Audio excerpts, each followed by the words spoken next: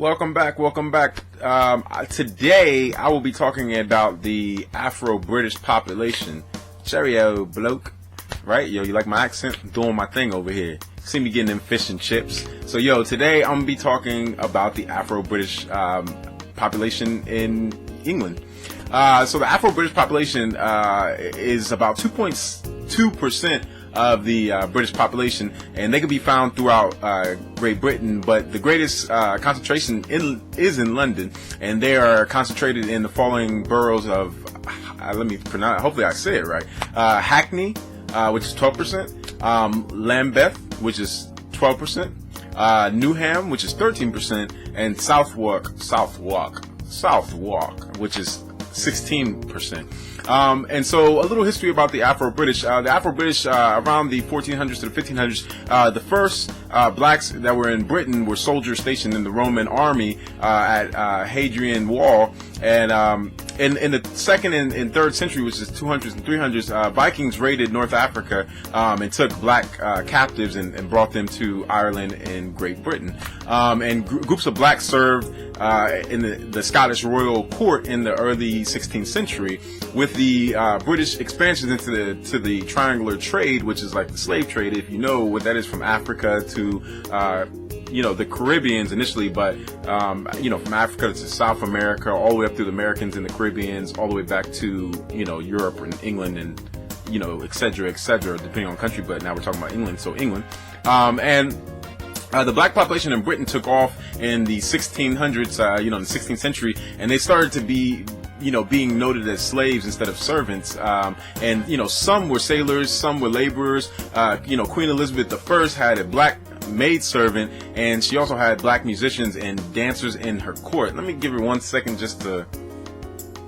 If I could just see her, this is what it would be. If I seen her now, this is what it would be.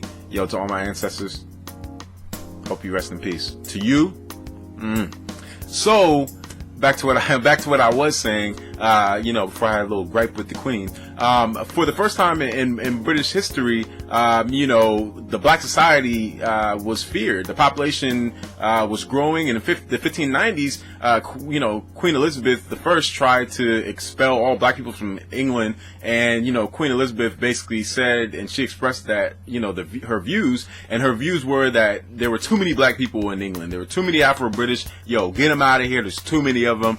There's too many black people. Yo, send them on back. With that being said, she basically expressed her views and said, we want all the black people out of here. And at that time, it was mighty convenient because England was facing, famine, heavy poverty, heavy disease, heavy disease epidemics. A lot of diseases, a lot in the world have come from Europe. In England, especially at that time, with the cleanliness and the bathing and no bathing from a month and laws and all kind of stuff, whatever, just all kind of nasty stuff.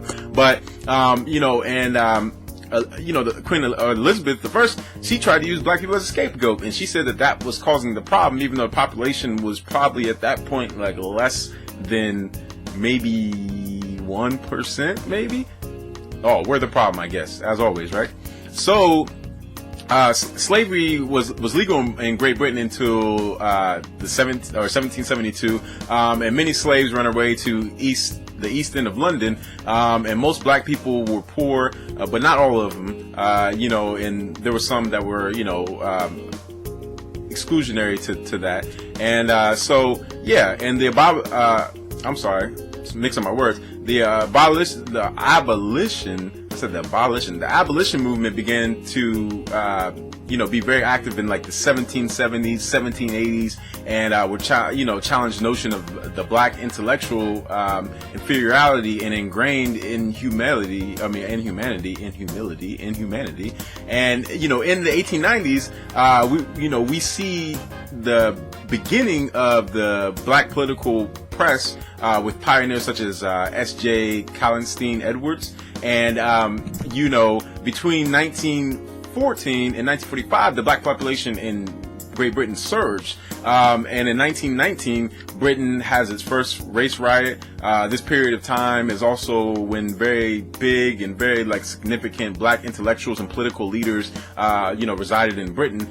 Some of them you might not know, like Jomo Kenyatta, CLR James, and George Patamere, and then more so probably the most notable, I guess worldwide, and what a lot of people of African descent know, is Marcus Garvey, the honorable Marcus Garvey. And much of the political activity took place in formation of numerous political organizations around that time. Throughout that time, from the 1900s to now, there's still been a lot of white English gangs that especially in the 50s and 60s, that were beating up Afro-British kids and killing some, and there was a lot of riots and a lot of political movements and things that happened, but that was a little bit of information of history about the Afro-British. I'm trying to condense the videos now because I'm trying to get a lot of people, I know you guys are on time restraints, so I'm trying to speed up the information for you just a tidbit, and we'll see how this goes. If it doesn't work out, I'm gonna go back. I'm back and forth anyway, so I can say this. I'm sort of lying because one video could be 20 minutes, another video could be 10, who knows. But some of the famous Afro-British people that you might know, Ian Ryder, which is a football player, soccer player, football player. Yo, I like to make people mad. I love soccer. I mean, I call it football, but we're in America, so people call it soccer, whatever. And then you have people more notable, especially in the black community all around the world and in America. Naomi Campbell, love Naomi Campbell, or used to. Idris Elba, everybody knows Idris Elba. He's an actor. Seal, the great Seal, he's a singer back in the day. I've been kissed by a rose on a... You know who I'm talking about with the scar on his face. You know what I'm talking about. Sade, the sweetest taboo. And then you also had famous writers like Edgar White. And so that was a little history on the Afro-British, as I like to call them, Afro-British. And hold on, sorry. Bloody hell, bloke. Hit me on the dog and bones later. Bye. Yo, I know y'all liked my little English slang right there. You like my little English slang? Let's see if I can do a better English accent. I tried, but it didn't work out too well. Let's see if I can do a better English accent. Bloody hell, bloke. Bloody hell, bloke. Hit me on the dog and bones later. Bloody hell, bloke. Bloody hell, bloke. Hit me on the dogs and bones later. I tried. I can't do it, but I tried. And that was the video on the Afro-British. As always, one love, peace. I'm loving the feedback that you guys are giving me. If you want me to talk about anything, you can definitely let me know. Hit me up.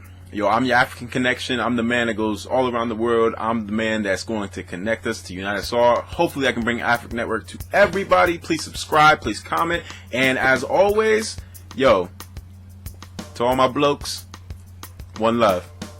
Peace.